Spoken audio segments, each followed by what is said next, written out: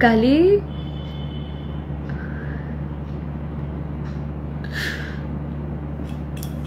কালি কথা পাতিলো তোমাৰ লগত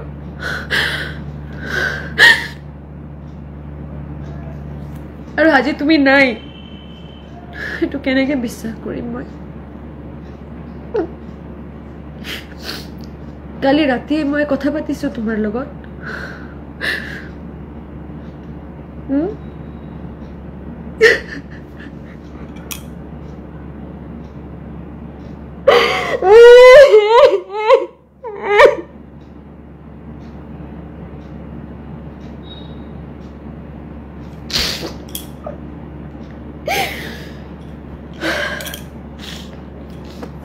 আজি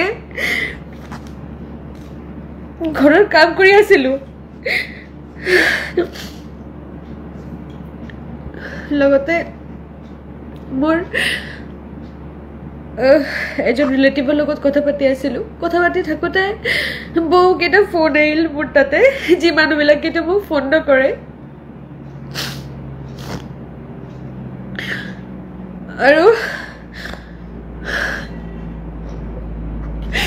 মই কোনোবাৰ ফোন উঠা নাই পিছে মোৰ বাউন্সাৰ এজনী ফোন কৰিলে ফোন কৰি ক'লে বা কি কৰি আছা মই ক'লো কাম কৰি আছো কোৱা মোক কৈ আছে জুবিনদাৰ খবৰটো পাইছানে মই চিঞৰি উঠিছো কি হৈছে জুবিনদা ছিংগাপুৰত গৈছে মই ক'লো হয় জুবিনদাৰ লগততো মই কালি কথা পাতিছো আৰু কালি যেতিয়া দাদাৰ লগত কথা পাতিছো দাদাক কৈছিলো দাদা দাদা বুলি ক'লো দাদা ক'লে আই এম ইন ছিংগাপুৰ দাদাক ক'লো তুমি সদায় ভালে থাকা আৰু মানে লাষ্ট কেইটা মেছেজ এনেকুৱা আছিল যে মোৰ এটা হেঁপাহ আছে কেতিয়াবা যাম তোমাৰ তাতে মাছ এটা বনাই খুৱাম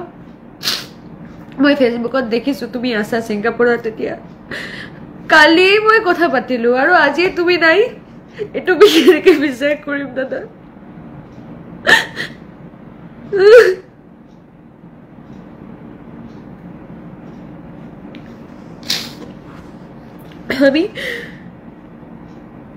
আমি সবসময় ভয় ভয় থাকতাম যে জুবিনদা এত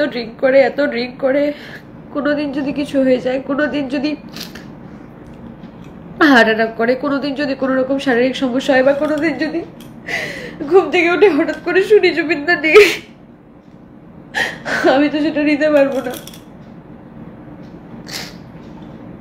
আমি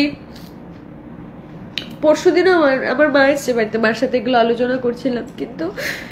আমি কখনো ভাবতেই পারিনি যে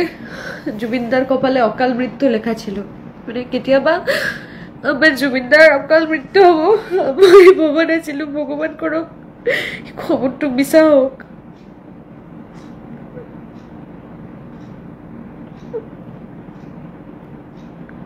বহু মানুহে মোক ফোন মাৰি আছে